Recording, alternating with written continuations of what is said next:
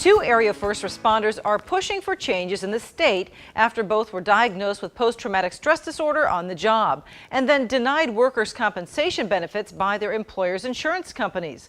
Mike Thompson now joins us with the conclusion of a series on PTSD. Martha, I'm told by insurance carriers that workers' compensation laws are some of the most complex, so there's really no easy answer to this. But one local lawmaker admits there is a problem with the system that needs to be fixed. Oh yeah. Every day you get up, you get ready to come to the job, you put on the uniform, you turn on the pager, and it's like, okay, I'm here. What you got for me today?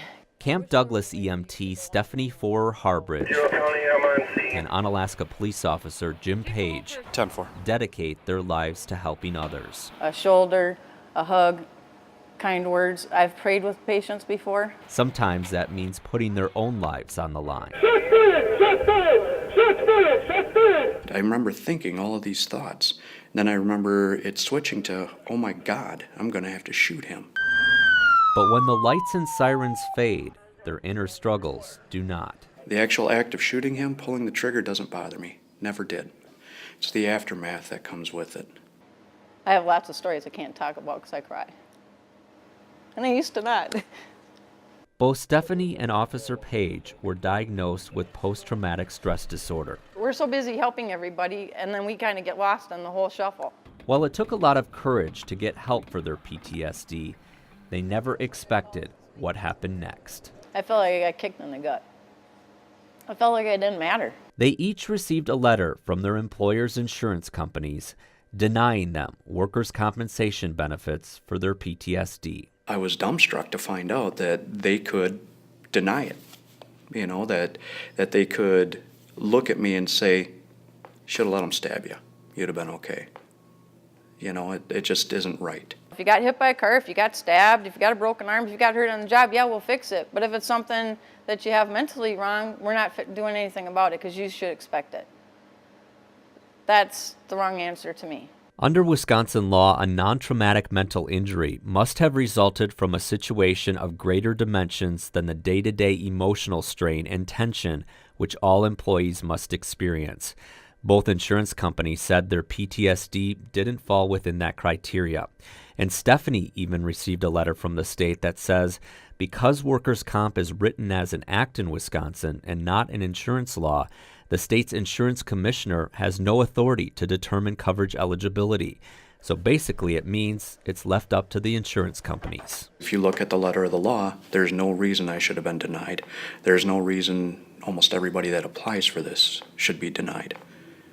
It comes down to dollars. My husband feels like a number, and I will never accept that as the answer. We have to do more for the people that protect us and that answer the call and run toward the scenes that the rest of us would run away from.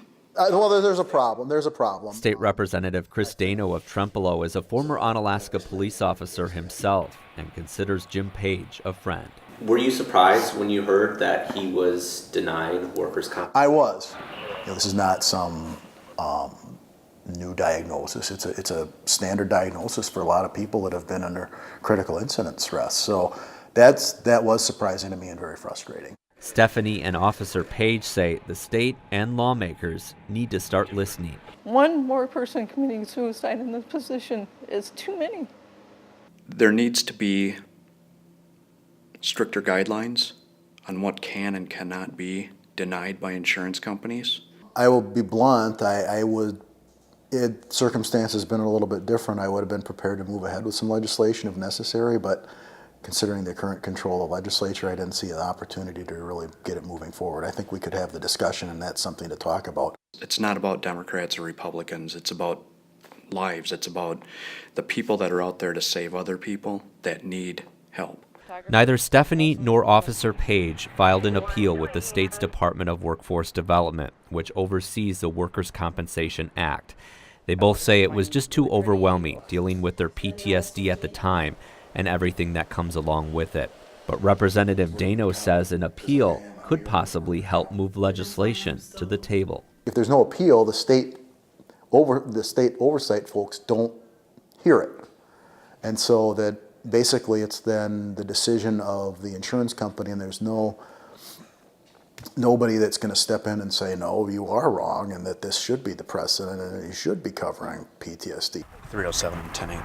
They work hard to take care of others, and now they want to be taken care of too, so no other person has to experience the same thing again. If there's anything I can do to help anybody not go through what I did, that's what I want to be doing. If this can help one person, that's all I care about. If it could just help even one person get the help they need, because that one person is important. And again, we did talk to the insurance companies, and they say they are just following the law as it is written. As far as appeal goes, the statute of limitations on that is 12 years in the state of Wisconsin, so Officer Page and Stephanie still have time to pursue that avenue if they choose to do so at some point. Now, you had mentioned last night that Officer Page did take several months off, but is he back on the job full time, and what about Stephanie? Yes, Officer Page has been back on the job for several years now, and Stephanie used to work 120 hours a week, 7 to 9 days in a row. Now she's down to 3 days a week because of her PTSD and dealing with those issues, and probably is even going to go down even further to possibly 1 day a week. Well, it will be interesting to see if anything changes with the law down the road. Hopefully it will, yeah. All right, thanks a lot, Mike.